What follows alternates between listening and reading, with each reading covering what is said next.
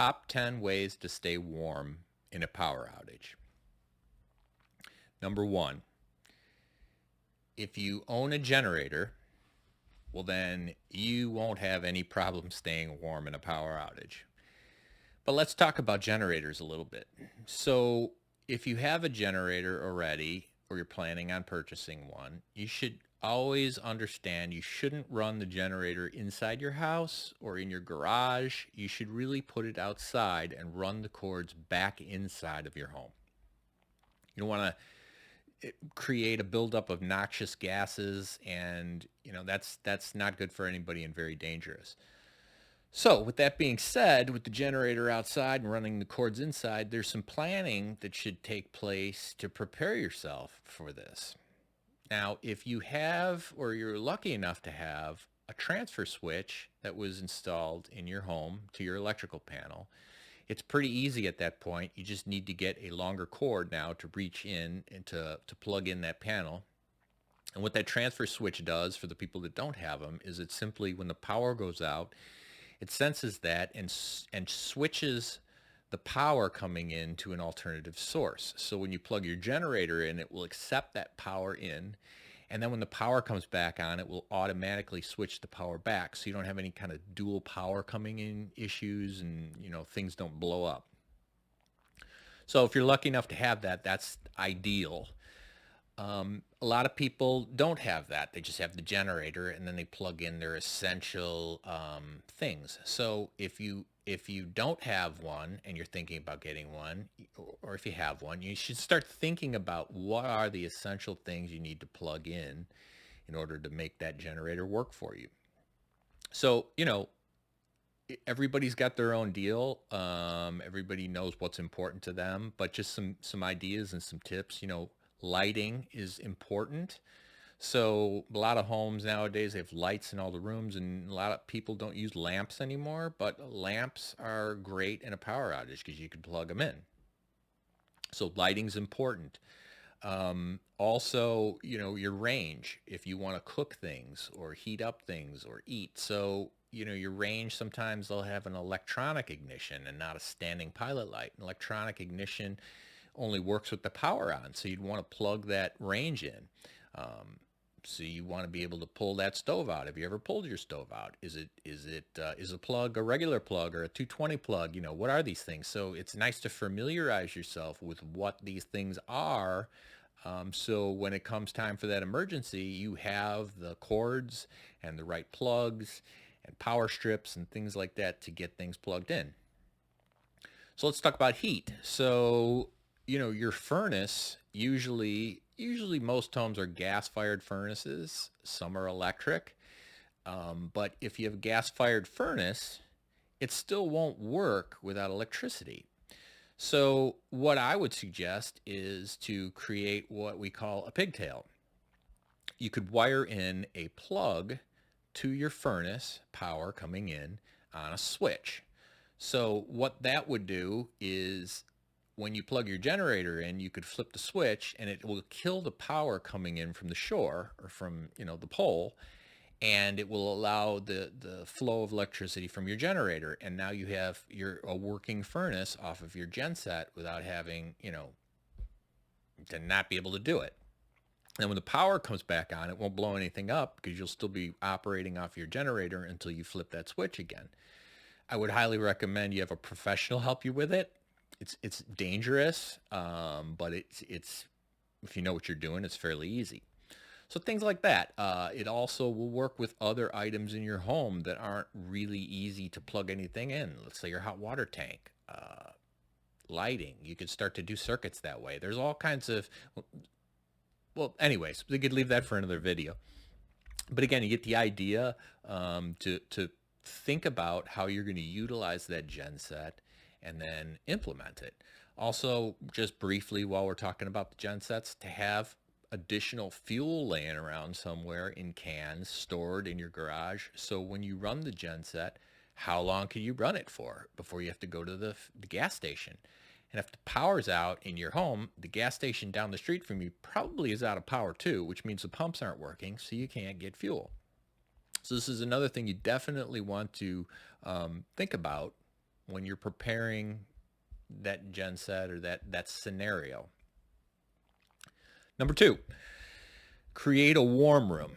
Warm room is exactly what it sounds like. You're just creating a buffered space in your home that is shielded as much as possible from the elements as any other room in your house. And then you're also, once you do this, you have the ability now to capture all that body heat that's inside that room to warm it up even more and, make it a comfortable space. Granted, it's going to be cold if it's sub-zero temperatures, but it's going to be a lot better than just being in your wide open spaces of your home and the body heat's not doing anything. It's just dissipating in the air. So warm room is important. Now, I would select a room that's centrally located in your home. Possibly a room without windows is even better, because no matter how good your windows seal, there's still heat and cool transfer across the glass. If there are windows in the room, I would put up some blankets over the windows, maybe some plastic, and tape the plastic up.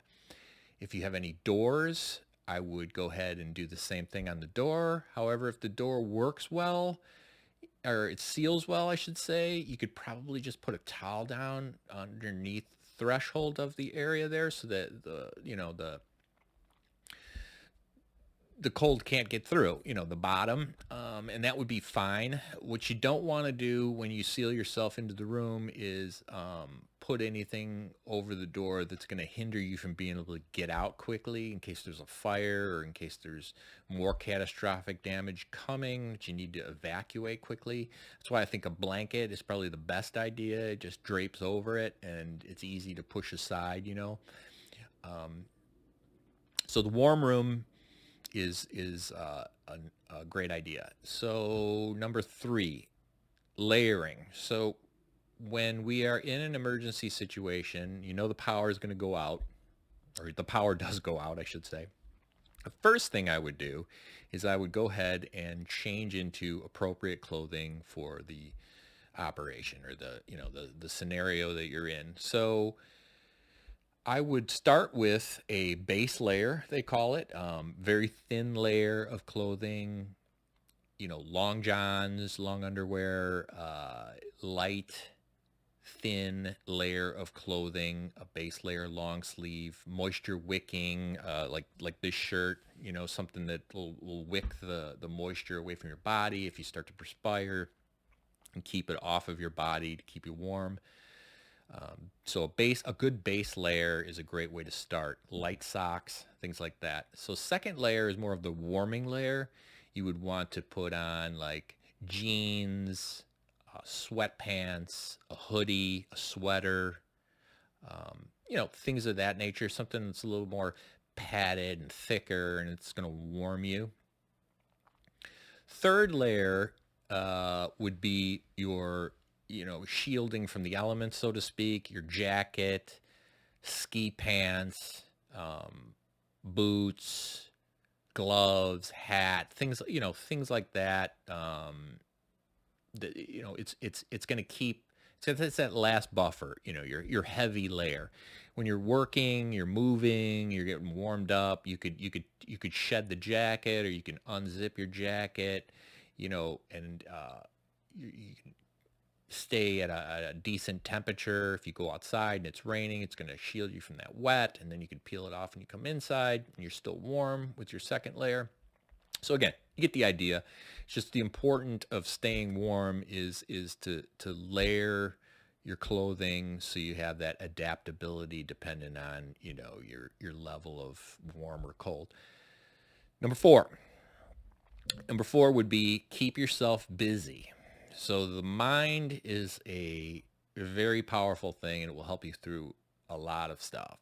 So if you keep yourself busy, it keeps your mind off of the idea that, hey man, it's cold. I'm freezing here.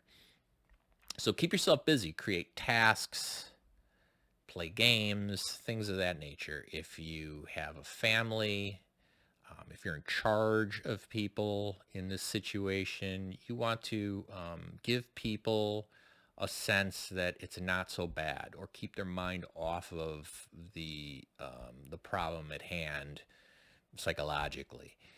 In medical emergency, the first thing we're taught is to tell that person or that injured patient, you're going to be okay.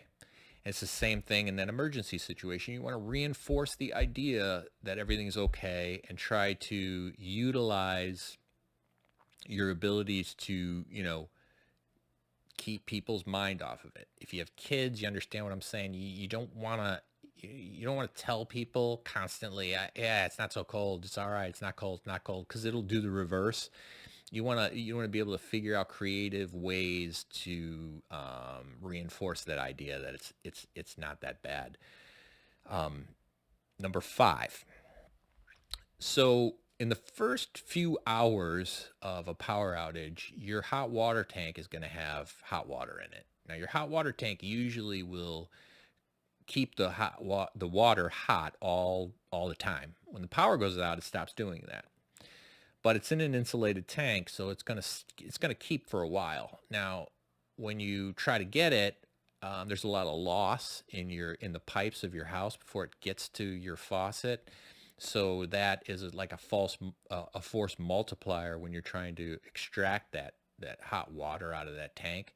So the longer you wait to extract it, the more chance it's going to be colder and colder and colder. So within the first hour or two, I would go ahead and pull some of that hot water, or a lot of the hot water, out of the tank to repurpose it.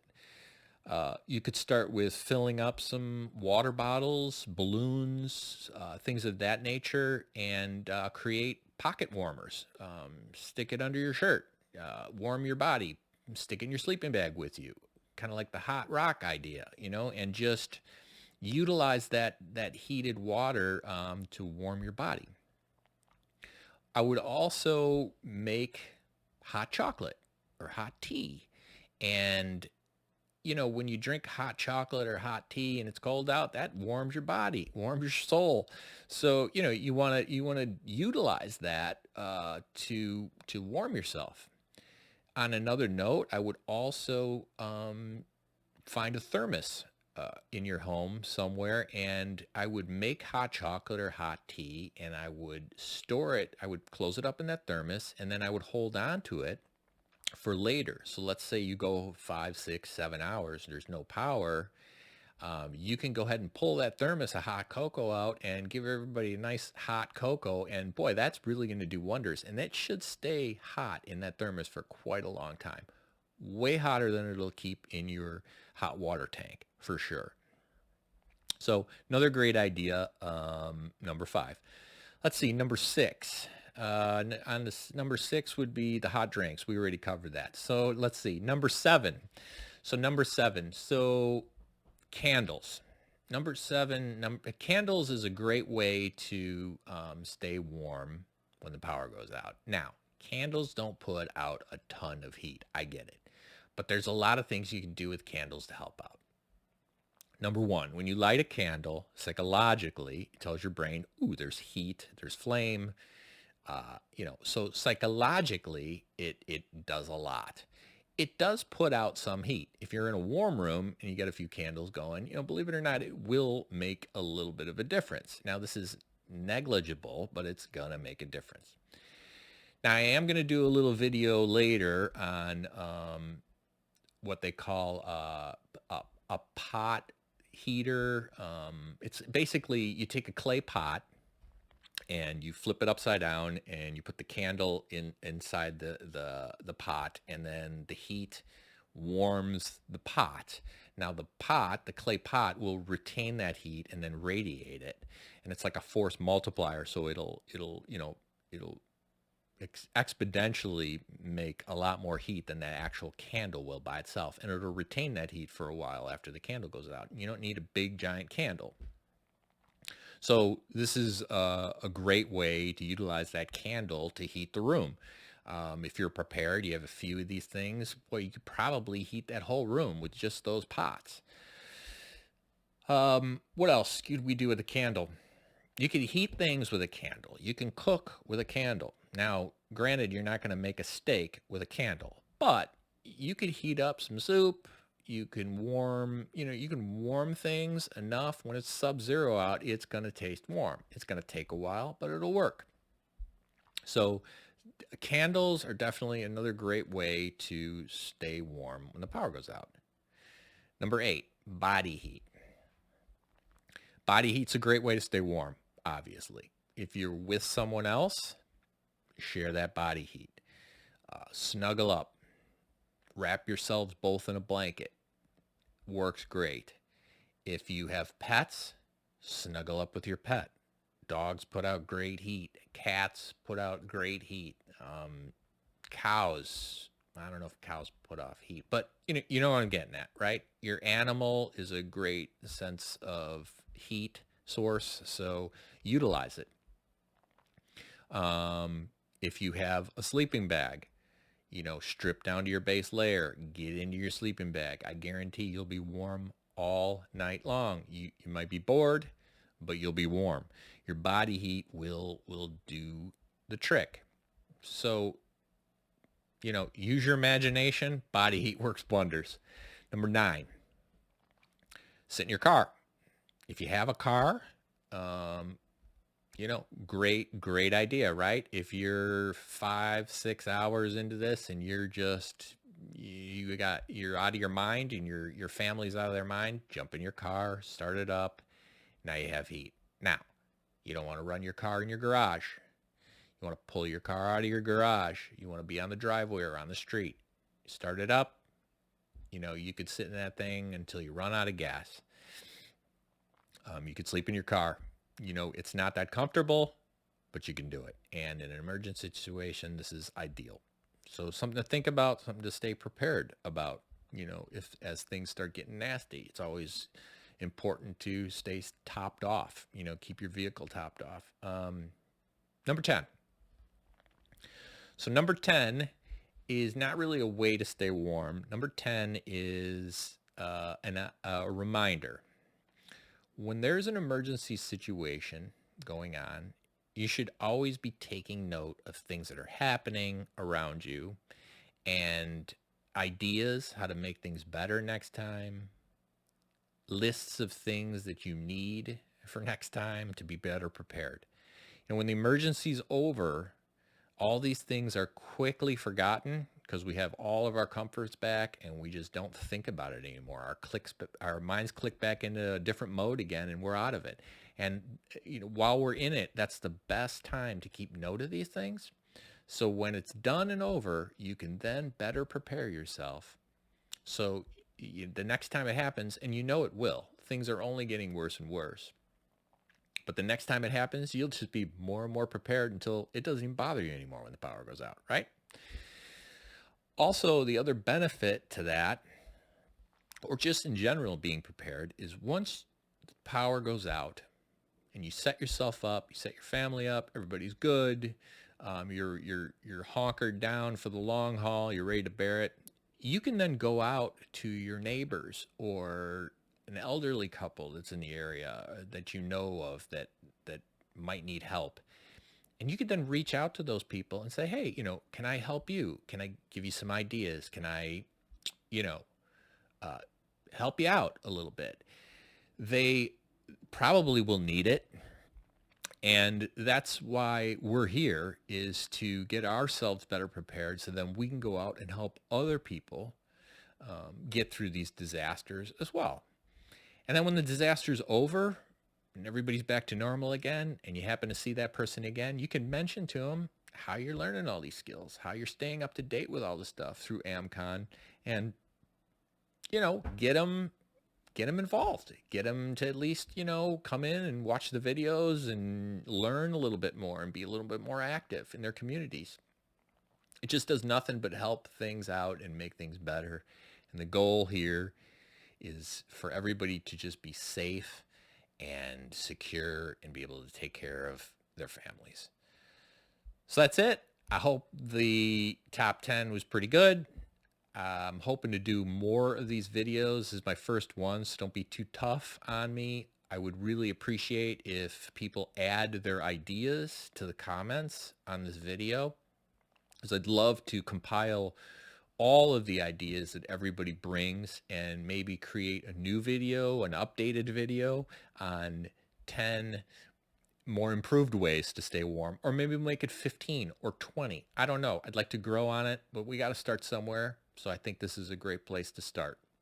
So anyways, take care of yourselves, stay safe, and be prepared.